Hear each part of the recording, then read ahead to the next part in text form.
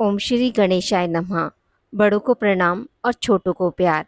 आज हम व्रत में सुने जाने वाली गणेश जी महाराज की कथा का श्रवण करेंगे। एक बार गणेश जी ने पृथ्वी के मनुष्यों की परीक्षा लेने का विचार किया। वे अपना रूप बदलकर पृथ्वी पर भ्रमण करने लगे। उन्होंने एक बालक का रूप बना लिया। एक हाथ में चुटकी भर चावल और दूसरे हाथ में एक चम्मच दूध ले लिया और गली गली घूमने लगे और साथ ही साथ आवाज लगाते जा रहे थे, कोई मेरे लिए खीर बना दो, कोई मेरे लिए खीर बना दो। कोई भी उन पर ध्यान नहीं दे रहा था, बल्कि लोग उन पर हंस रहे थे।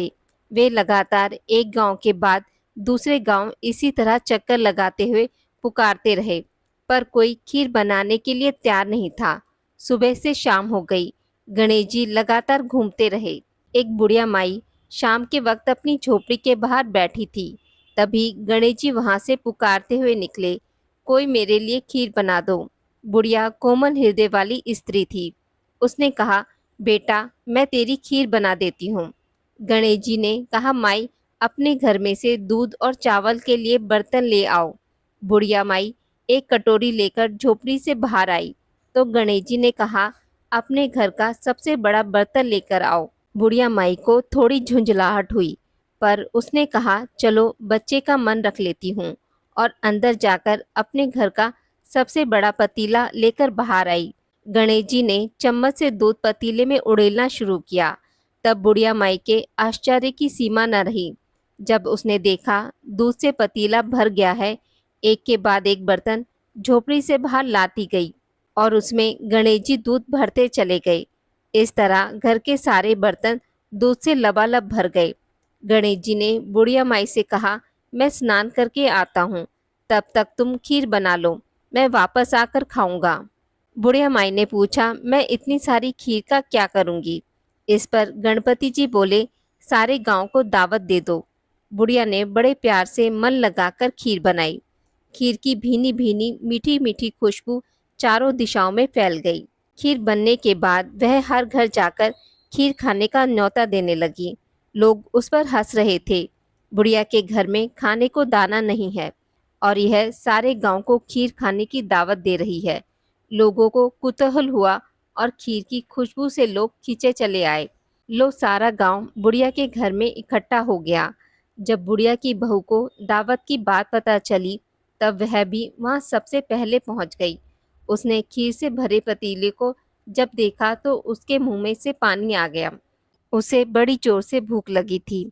उसने एक कटोरी खीर निकाली और दरवाजे के पीछे बैठकर खाने की तैयारी करने लगी।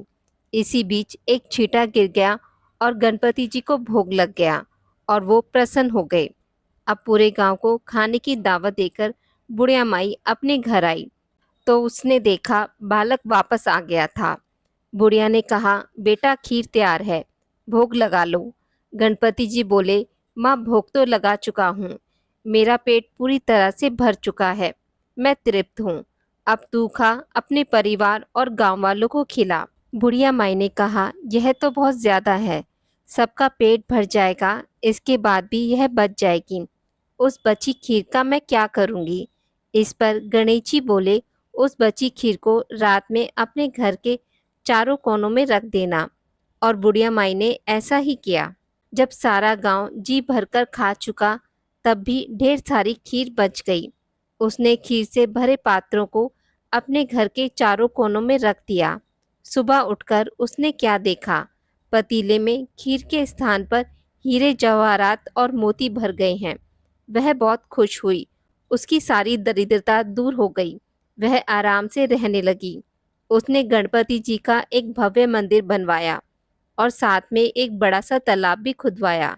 इस तरह से उसका नाम दूर दूर तक प्रसिद्ध हो गया। उस जगह पर वार्षिक मेले लगने लगे। लोग गणेश जी की कृपा प्राप्त करने के लिए उस स्थान पर पूजा करने और मान्यताएं मानने के लिए आने लगे। गणेश जी सबकी मनोकामनाएं पूर्ण करने लगे। हे गणेश जी महाराज, जैसी कृपा आपने बुढ़िया माई पर की, वैसी सभी पर करना। कथा को कहने वाले, सुनने वाले और हुंकारा भरने वाले पे भी करना। आज की इस वीडियो में बस इतना ही। मित्रों, अगर आपको मेरी वीडियोस पसंद आती हैं तो उसे लाइक और शेयर ज़रूर करें और पूजा पाठ से जुड़ी जानकारी के लिए मेरे चैनल को सब्सक्राइब